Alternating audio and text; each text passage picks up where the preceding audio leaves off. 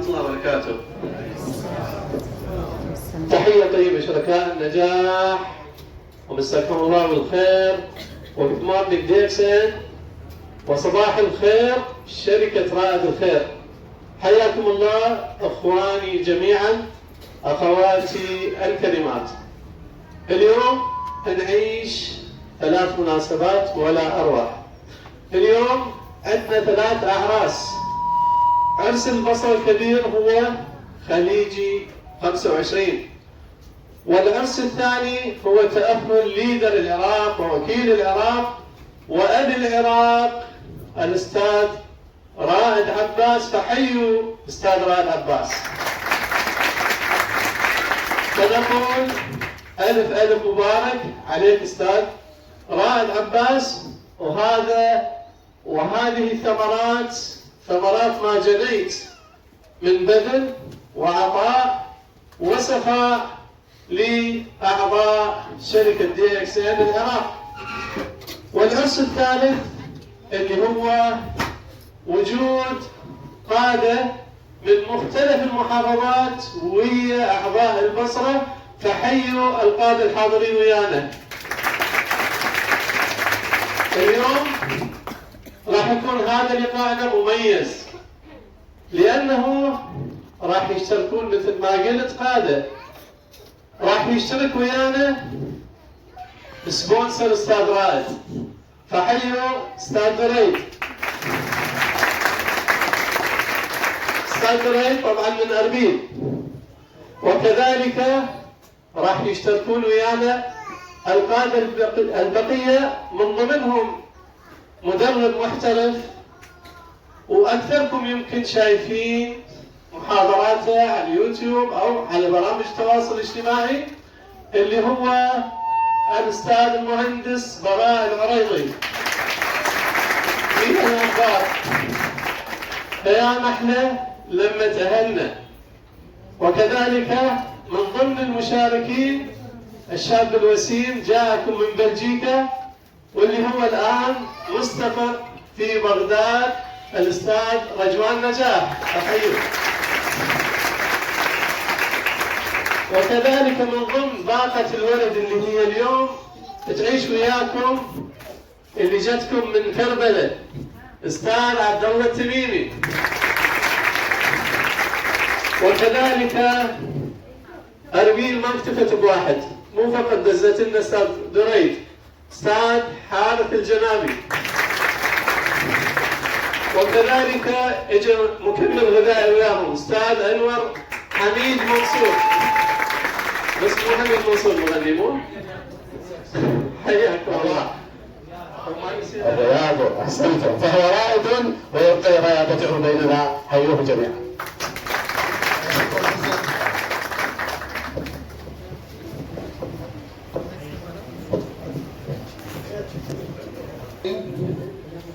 الحمد لله رب العالمين والصلاة والسلام على سيدنا محمد وعلى آله وصحبه أجمعين. السلام عليكم ورحمة الله وبركاته.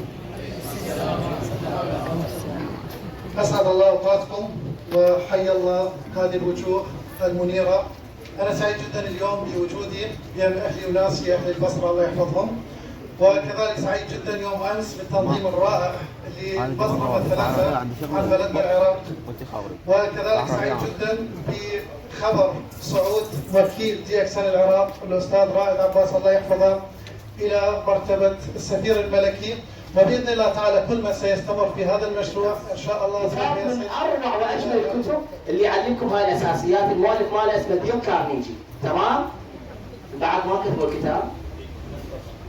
اسم الكتاب؟ أستاذ اسم الكتاب؟ اسم الكتاب شنو؟ أستاذ دونوا هاي المعلومات مهمة. كيف؟ مو الوقت. أنا مو مهم الوقت تقول ما يعطوني. يقول لك ما تقول. الكتاب اسمه كيف تكسب الأصدقاء وتؤثر في الناس. ديل كارنيجي. اكتبوا الكتاب يا أخوان. تمام؟ فالخطوة الأولى يجب أن تمتلك الثقة بنفسك. يعني حتى الآن أشوف أشخاص لما يتكلم عن مشروع DXN هو أصلا ما عنده ثقة. لا عنده ثقة بنفسه ولا عنده ثقة بالمشروع. فيجب أن تمتلك الثقة بالنفس فن الحديث كما امثلته عن طريق الكلام المستمر مع الناس، امام المراه، امام اخوي، امام صديقي، امام قريبي، استمر بالكلام حتى يكون عندي هاي اللباقه. سابقا براء كان لما يتكلم يصير احمر مثل الطماطه، طبيعي هذا جدا، وخشم يطلع نار واذان يطلع نار.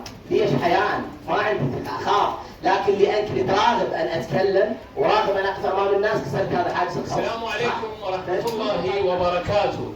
من العراق العملاق نطلق مشروعنا، مشروع الثراء الشامل من البصرة الفيحاء. اليوم البصرة احتضنت الشمال والغرب والجنوب والوسط في إطلاق مشروع تغيير الحال 100%. نحن الآن في أحد سلسلة مراكز DXN العراق المنتشرة على جميع المحافظات والعالم، 200 مركز حول العالم وأكثر من 80 أو 90 دولة. نقول لمن يقول ما عندي شغل، للمتقاعد والربة البيت والأستاذ والبصير وليس الضرير، ومن يقول ذوي الاحتياجات الخاصة، بل هو لا، ليس ذوي الاحتياجات الخاصة، الكل يعمل في هذه الشركة. اليوم نطلق مشروعنا المجاني المتنامي الشامل للكل اخوان، مشروع مجاني، يعني رأس مالك واحد فقط، وهو أنت رأسك، مع DXN العالم رقم 1. وشكرا. والله نحار ماذا نقول فعلا، لأن السفارة بحثت عنه كثيرا، وكلكم كنتم ترتقبون أن يكون هذا الرجل، هذا الرائد الذي سبحان الله اسم على مسمى، رائد ورائد في كل شيء. رائد الإنسان دائما ماذا؟ عمله، قيمته وفعاليته ودخوله واستقطابه بين الناس. هذا الاستقطاب وهذه الرائدية فلنسميها، يمكن مجاز لي أن أصطلح عليها، الرائدية التي حصل عليها أهلته وأهلت السفارة أن تحثو إليه حتفا وتكون تاجا، وهو توجها بمقامه هذا وبالسفارة. حيوه جميعا.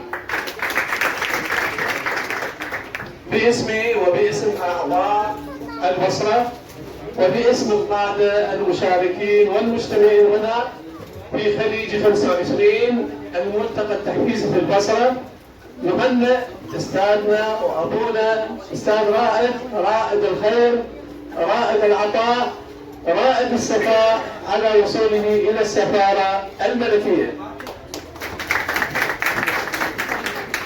هو دائما يحيي ابطال التحدي، وانا احيي هذا العملاق الذي جسد معنى النجاحات الحقيقية في البلد. هذا العملاق الذي لن يرتضي إلا بالمرتبة الأولى. رائد عباس لمن لا يعرفه حقيقة رجل بمعنى الكلمة لا يقبل إلا برقم 1. يوم أمس كان الخليجي في العراق ومثل كل العراق، واليوم كما يقولون العرس عرسي أنا. رائد أحد شركائي في النجاح، وهو العضو الأول الذي انضم معي في الشركة، شخص فعال، واليوم أصبح سفير ملكي. فلا يوجد فرحة في قلوب أي واحد منكم كالفرحة التي هي موجودة عندي.